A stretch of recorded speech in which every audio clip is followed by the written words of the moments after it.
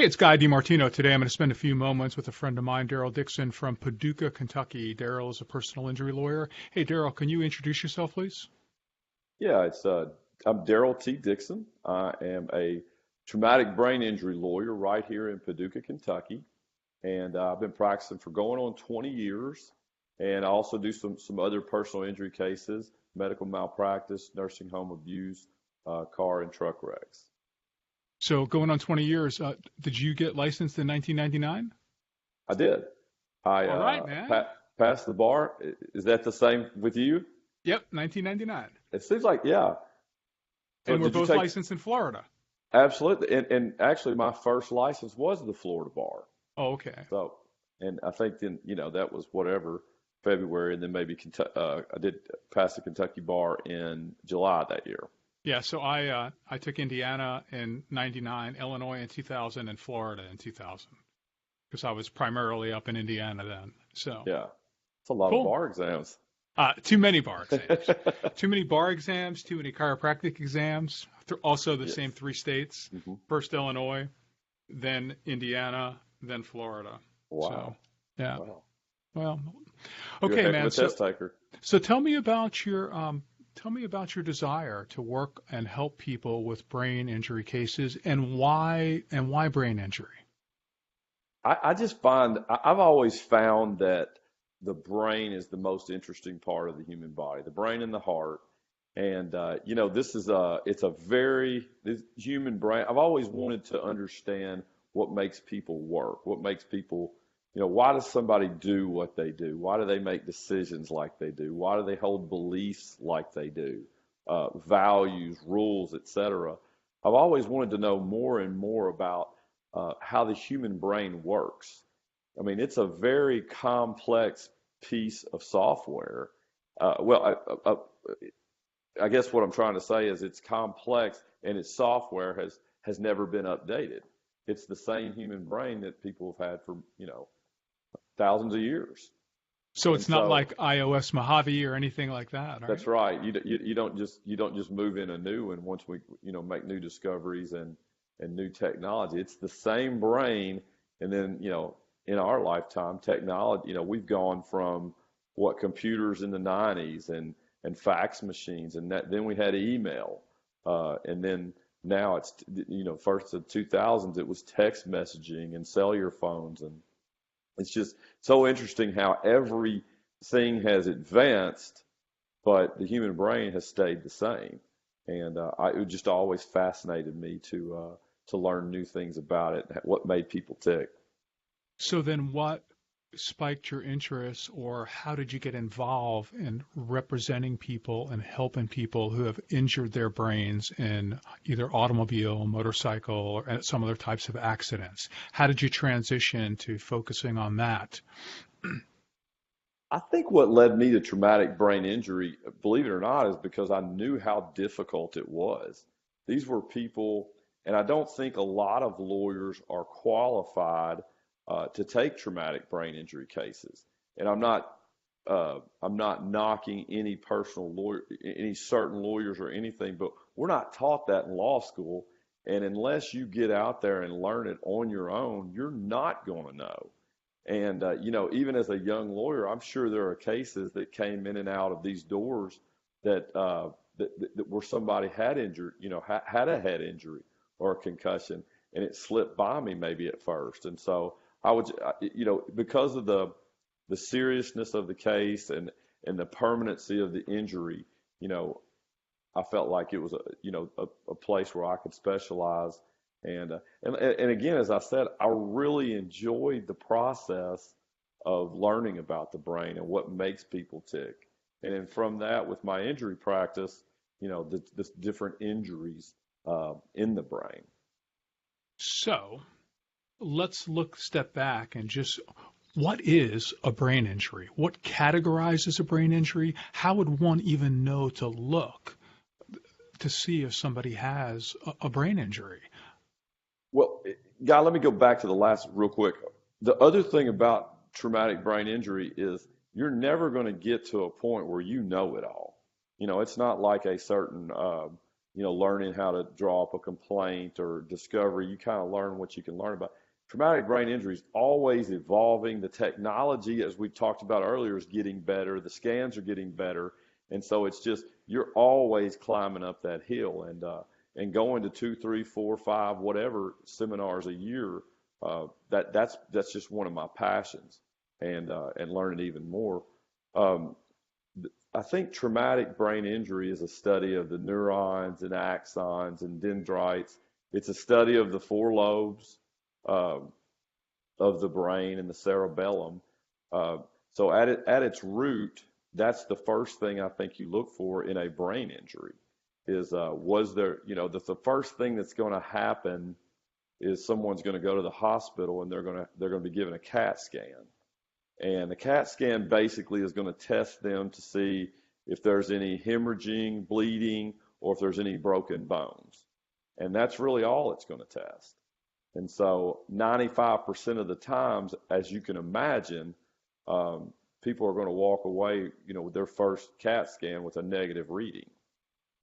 Yeah, and that sometimes is one of the hurdles in brain injury cases, because a lot of times folks don't even know if they've lost consciousness or there's no loss of consciousness. They go to the ER does a CT, they're looking for a fracture or a bleed, and if there's no fracture or bleed, they say that the CT was normal.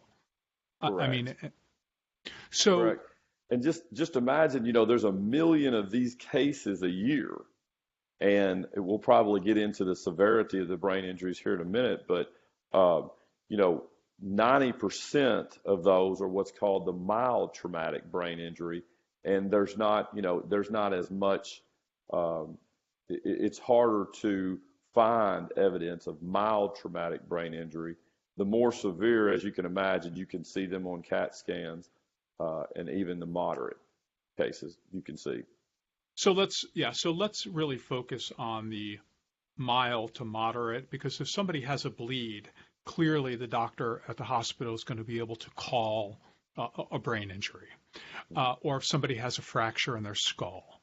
So, that stuff is sort of might be a no-brainer, or at least, give somebody the idea that there's something going on brain-wise. But what about the ones that are more subtle, the ones that slip through the cracks and don't answer their clients' or patients' symptoms or complaints? Let's focus on those. I think you called those mTBIs? Yeah, mild traumatic brain injury. It's a little m and then capital TBI is the way we describe them in brain injury science. So it goes back to in 2013, the CDC, Center of Disease Control, and the World Health Organization, the WHO, basically did away with the term concussion and replaced it with mild traumatic brain injury.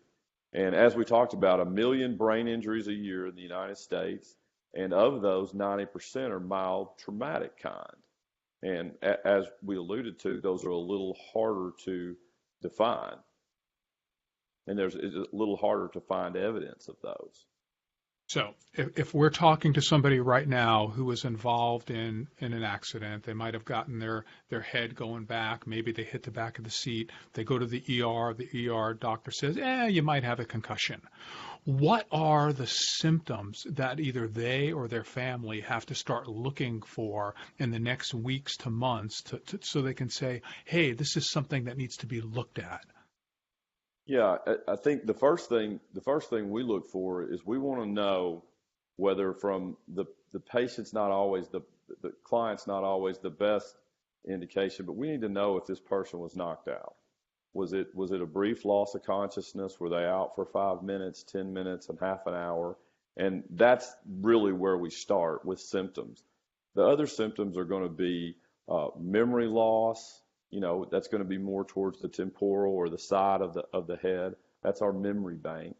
And then confusion, combativeness. A lot of times that's the symbolic of a frontal lobe injury, is that they're real combative or whatever. Depression and traumatic brain injury go hand in hand. So you look for that. Lethargy. What's that? Big word. What's that? Lethargy, just being lethargic, not having any energy, not being able to do the things, um, you hear clients that continue, and many, I would say 90% of traumatic brain injury clients, because there's not always evidence, they're going back to work in the next week or two. And, you hear stories of them putting up Post-it notes about simple things, just to remind themselves of things that they used to be able to remember easily. And so Any anyway, visual problems or ear problems or anything like that that folks can look towards? yeah, well, I think, obviously blurry vision is a symptom, and then, the infamous, he got his bell rung. If there's ringing in the ear, a lot of times we see that with a substantial brain injury. That ear starts ringing and it continues to ring. It doesn't get better. What about this, Daryl? Over the years, sometimes I've heard folks say, I just feel out of sorts. I just feel like I'm on a 7-second delay. Things are like right here on the side, but I just can't grab the word. Do you see that? Is that something to make somebody wonder? Yeah, and God, the science of this, another word for traumatic brain injury is DAI. It's diffuse axonal injury. And what happens is you have these neurons and axons and dendrites in your brain, and the axons basically connect these nerve cells or neurons. And just imagine having 100 billion of these cells. It's hard to imagine 100 billion of anything. And you've got, 600 miles of blood vessels. And when those are interrupted, of course, the blood vessels breaking, that's the easiest to detect. But the hardest, the mild traumatic brain injury is when these axons they can be torn, they can be sheared, they can be broken in half. And when that happens, it's just like those neurons cannot connect with each other. And then as the axons shear, they send out toxic chemicals called neurotransmitters, and that further kills some of these neurons. So if you can just imagine, 100 billion, if you can imagine, many of those in the first days and weeks and months after an accident going dark, that's going to give people that brain fog or that I'm just not myself. I'm foggy. It's going to give you that feeling. And the analogy I like to make is a neuron is all those neurons are being connected by axons, and it's like that's a landline. The old landline that you and I used in law school to get on the internet. And then the dendrites are also receiving those messages, but that's more like your Wi-Fi. That's your wireless connection coming to the brain. And when all those are damaged, your ability to communicate with certain parts of your brain is going to be interrupted. Okay. And many times for good. Let's geek out on this a little bit. All right, let's do it. I like neurology. So yes, you said neuron. Neuron is the cell. That's a nerve cell, right? Mm-hmm. Mm-hmm. And the way that the nerve cell connects to another nerve cell through one is with that long pipe, which you called, or the wire, and that's the axon. Yep. So in some parts of the brain, the axon, the brain cell, is covered by fat, right? Uh-huh. And that's when you look at an MRI, you might hear something called white matter, and that's because it lights up. And so when you get that shearing, the fat actually acts as an insulation. So it's like an insulation around the wire. And when you get that shearing, what happens? That wire cracks, and that electrical impulse that's going down doesn't go down straight. It might go out, right? Mm-hmm. And then it impacts the other dendrites, which are sitting there like little hands. Yeah. And it's causing all these weird firing, which is not normal. And that's where people sort of get a little goofy. They feel a little bit out of sorts, right? Because this is happening on a micro level. Because if it was right, it's very subtle. That's so. How does it come up? And this is where I've seen a struggle. How does it come up? So the wife will come in and tell you, maybe they'll talk to you first, being their lawyer. Charlie is just not himself. Charlie's forgetting. Charlie's moody. What type of advice do you give them? Because they're going to say, well, I brought this up to my family doctor, and my family doctor said, well, the CT is normal. Maybe he's just getting old, or maybe you've just been married too long, or whatever it is. So what does somebody do? What does a client do? Well, it depends on the different symptoms. One we left out, which is very obvious, is the headaches, the constant headaches, the brain splitting headaches. You hear that all the time from somebody who's had their brain concussed. And I think once, the typical case that you and I have, 90% of the time, that mild traumatic brain injury is they're going and getting the CAT scan and it's negative. And sometimes they will sometimes a doctor will order an MRI. Well, what we found as lawyers is that not all MRI machines are created equal. There's less sensitive scans that are the norm, that some would even call the gold standard, the 1.5 Tesla. And then in your larger cities, you have what's called a 3 Tesla, which is more power. And I think even in the future, and even now, there's things such as the 7 Tesla. So when a brain has been concussed, I'm of the belief that there's always some evidence there if you use the good enough technology. Myself living in a small town in Western Kentucky, we're not there yet with our technology. And so I would say, the second thing you would do for these people is perhaps get that MRI. And who's going to order it? Their doctor? Are they going to see a neurologist? Is there a chiropractor? Who within their healthcare system are they going to go to that's going to be open to this? That's a great question. And, because it's not going to be your lawyer ordering the MRI for you, but a lot of times, they're sent away from the ER after several hours, and they're told to, if you're still having problems, go see your primary care physician. And they go see their primary care physician, and they check out normal.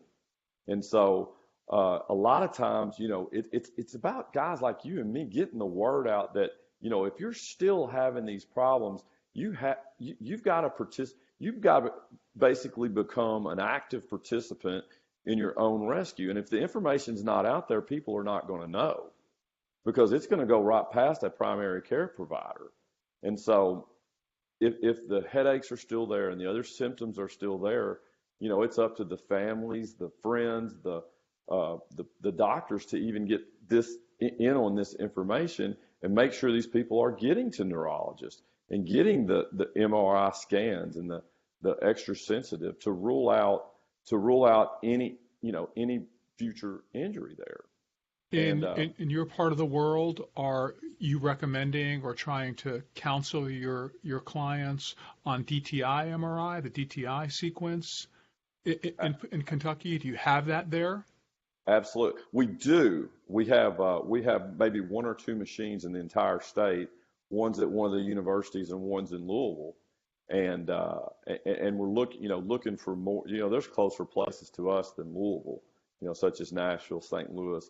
We're looking for more, but many times you have to go looking for these, and then there's even time you can still have a mild traumatic brain injury. One fun fact that people don't know, you can have a brain injury without hitting your head.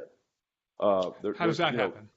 Well, it's rotational forces in your head, and your brain is basically being tossed around, by a heavy impact, like in a car accident or a fall or a sports. And, you can imagine somebody takes a good lick in a football game or something, that not necessarily on the head, but the brain can float around in that watery tissue, inside the skull.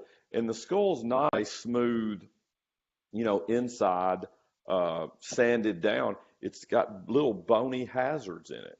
And so when the brain gets twisted, basically a 3-pound gelatinous ball of tissue, and it's going to turn and twist and hit those bony hazards.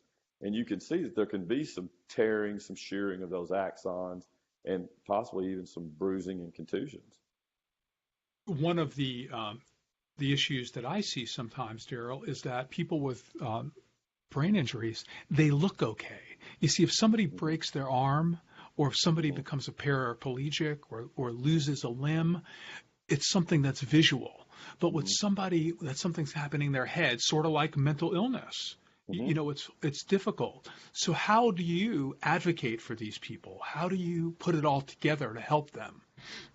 Well, I think we've talked about, some of it's the scans, some of it's, when we're putting together a case, I think the best witnesses are people we call the human witnesses, the friends, the family, the coworkers, the church members, anyone that you can put on a stand or do a deposition for 3 to 5 minutes, and they say, hey, Charlie is just not the same person that he used to be.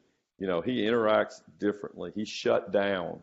He sits by himself now, and he doesn't want to socialize or drink coffee in Sunday school. He just kind of stays to himself. So I think those right there are probably as good a witnesses for a TBI case as are the professionals. And then and then sometimes you don't have that. Sometimes you just have friends and family say, a daughter comes in and says, Dad's not what he used to be.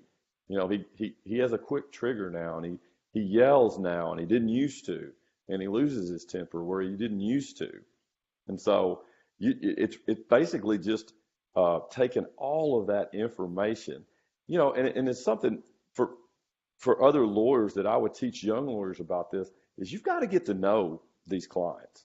You've got to get into their home, and they have to come to your home and your office and eat lunch and break bread. You find out so much more about a person when you break bread for a meal, and you get to know things that they don't remember anymore, things that they can't do. I can't remember this phone number or that passcode or whatever. So it's just basically it's just totality of the circumstances, compiling as much information as you can, and which you're first going to turn over to an insurance adjuster, and from there you're going to turn over to at some point a jury. So this type of claim for folks can be devastating, but it really fits into the whole insurance and black hat model because you know what the insurance company is going to say. Look, the CT is normal. The test is normal. These are symptoms that they're saying are subjective. We can't point to anything. Mm-hmm. I mean, so how do you advocate for folks? I mean, again, you use anything at your disposal, all the things we talked about, and you have to be so careful with these because when these clients get into a deposition situation or a testifying situation, they can't remember everything. Many times they won't remember the name of a doctor or when they had a treatment or something. And many defense lawyers will try to expose that as lying, as not being truthful or whatever, which as well as I do, that is instant death for a case. And so the challenge, like I said, is getting to know these people, and it takes more coaching of a TBI client than it does, a client whose brain's functioning well. have you seen any cases where folks have made some mistakes in trying to prove their brain injury that they've done sort of without even realizing it? That's come back to really bite them. Some of the things that folks might want to look towards. Yes, and it's part of its treatments. They don't remember treatments or doctors' names. Many times a TBI client can go months and months and months without treatment because, as we alluded to earlier, they don't know what kind of treatment to get because there is no evidence other than what we talked about with those human witnesses of the confusion, the memory loss, the depression, etc. So I've seen clients, that just kind of lose it in deposition, lose it in trial. But a jury, juries they have so much life experience that they can tell when someone's injured and when somebody's fabricating a story. And someone, and it's probably the hardest thing we do, and it's why many lawyers stay away from traumatic brain injury because they're not easy. I was listening to a speaker 6 or 8 months ago, and he was slim and trim in his suit and everything, and he said, "Hey guys, you want to know my new weight loss strategy?" And, "What's that?" And he said, "Try 3 traumatic brain injury cases in 1 year, and you'll lose this much weight." So it's very challenging, and I think Vince Lombardi once said the most challenging games draw the most competitive men. That's why they're there. They're there to compete, and guys like me and you, we want to help these people so bad that we're willing to take the good with the bad, and know that it's certainly not a perfect science. Any good result? Any change in somebody's life? Anything that you'd like to share? Yeah, absolutely. I think a lot of this can be, as we talked to earlier, with enhanced and extra sensitive imaging using a 3T MRI, because a doctor's not going to a primary care physician that's sending you for an MRI. He's not always going to know the best technology. I think you said the DTI, the diffuse tensor imaging. Tensor imaging, which pretty much color codes parts of the brain and can magnify the injuries on these MRIs. So we've been able to take clients with negative CTs, negative MRIs, that really could not stay, that they had to work as well. And when we get them to the more sophisticated technology, we've been able to get them good results. I'd love to sit here and say your average traumatic brain injury case is worth $1 million, but they're just not, because a lot of times there's not that type of coverage. There's the minimum coverage, the $25, $50, $100,000. And, that goes into a whole new subject, to always get as much underinsured coverage as you can. It's the greatest disability plan and the cheapest disability plan on the planet. So, but yeah, most of them are just very average cases. And unfortunately, a lot of that is limited by insurance. And it sounds to me that when you take on one of these cases, the client has to understand that there's a good chance you're going to have a jury tell the insurance carrier what they need to pay, just because there's no visible, a lot of times, injury. Yeah, and that's where you get into, objective versus subjective complaints. And, good attorneys are going to explain that at the start of the trial, the jury selection, the opening statement. We're not going to be able to wow you with a bunch of positive scans and stuff, but we're going to show you a human being today. We're going to show you someone, if a Mona Lisa is worth $3 million or $300 million, what's a human being worth? And we're going to show you the life of this human being and how he can't do what he used to do. And he's going to live like this for the next 30, 40, 50 years. And so, yeah, it's not an exact science. Trying the cases is not. And like I said, it's just trying a little. One thing we left out is neuropsychological testing or EEG testing. And that, EEG is like an EK, the EKG is to the heart and EEG is to the brain, and it detects brain waves and brain patterns. And we've been successful proving that before in cases where we didn't have anything else. And then, so that's just another tool that the neuropsychological testing briefly is just a battery of tests given by a neuropsychologist, and it can show cognitive dysfunction of the brain. Typically, it's a 1 or 2 day test, and there's anywhere from 20 to 36 tests, and from that, a neuropsychologist can give an opinion if there's been any kind of a brain injury. Yeah, and they can take this testing and they can translate it to certain parts of the brain. Like they could come in and say, like you mentioned, that this is a temporal lobe Hmm. injury or a frontal lobe injury Hmm. or an occipital lobe injury or Hmm. something like that. So a lot of times that testing can be done. There's also other things out there, depending upon the area of the country that you might look at. Brain mapping Hmm. is available out there. Sometimes, there are other tests that are a little more avant-garde that folks might be doing. Some people are arguing that maybe they can use thermography to show some of those things. Other people are trying to do visual action potentials by stimulating different parts of the visual cortex and seeing how it lights up in the brain. So the technology is just opening up.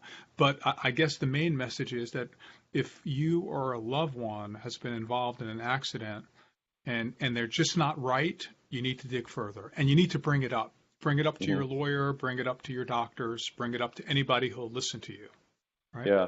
And we did a series this week and we put on social media and our website about the leading causes, with falls being number one, car and truck accidents number two. Number three, you've got your sports injuries, your gunshot wounds. And one thing that I just found flabbergasting, for lack of a better word, is that people who are at high risk are young girls playing soccer, whether it be in the youth leagues or high school.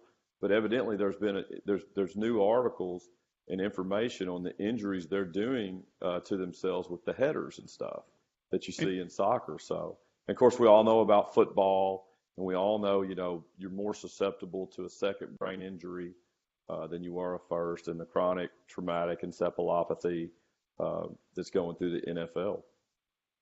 and so that the CTE, just for a second, I mean, I really feel bad for what has happened, but at least this is starting to make people research the issue. The fact that I've seen some research recently that has come out, which has said that if once somebody receives their second concussion, their chance of Alzheimer's disease Hmm. grows exponentially. Sure. And so is that something that if somebody's involved in an accident, shouldn't they be compensated for that? That they might lose 10, 12, 14 years on the back end of their life because of a early onset Alzheimer's or dementia? I Sure. mean, that's important. That's important stuff. That is, and it's like you said, the new studies are coming out showing your increased likelihood of Alzheimer's, dementia, Parkinson's disease. I think everybody, the best example you could give would be Muhammad Ali and all you know, the hits he took and the way his health declined. And he still basically had his mind. He just couldn't, his motor functions weren't there. He was still, and then you see the Joe Frazier's, the other guys, that repeatedly took licks to the head. And so now I think, it's kind of like what we were talking about with the doctors, is getting the information out there. Sometimes you're not going to stop anybody on the side, dead in their tracks that wants to hear about traumatic brain injury.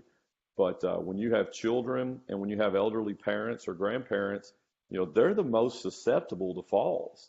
And like we said, that's half of all traumatic brain injuries. And then, and like all the way down the ladder through the accidents into the youth sports. Yep. So you have the major trauma, and then you can have the multiple repetitive trauma, which we see Hmm. with, young girls in sports. It's something I read something recently that their chance of ACL injury, the same girls playing soccer, is like two or threefold being a boy of the same Hmm. age. So they're just built differently. Hmm. The hormone Sure. system is different. They're just built differently. Well, Daryl, if somebody on the interwebs wants to get in touch with you regarding, traumatic brain injury, or they have any questions about something that's going on in Kentucky, how might they do that? Or Florida? Yeah, just you can go to my website, DarylTDixonLaw.com. You can follow me on any of the social channels, which is Daryl at uh, DarylOnSocial.com. And Facebook, Twitter, Instagram, YouTube. We got a YouTube channel. Guy's got an awesome YouTube channel, and Thank you you. can reach us at any of those. And we'd be happy to talk to you. We do seminars. We have PowerPoint presentations. Shoot, I would even loan them to someone if they could help get the information out.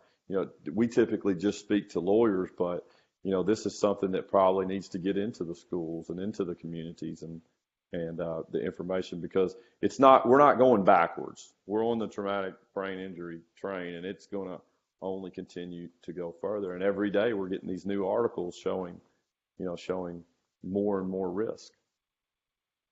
Daryl, thanks so much for your time. I appreciate it. Thank you, Guy. Thanks for having me. Yep.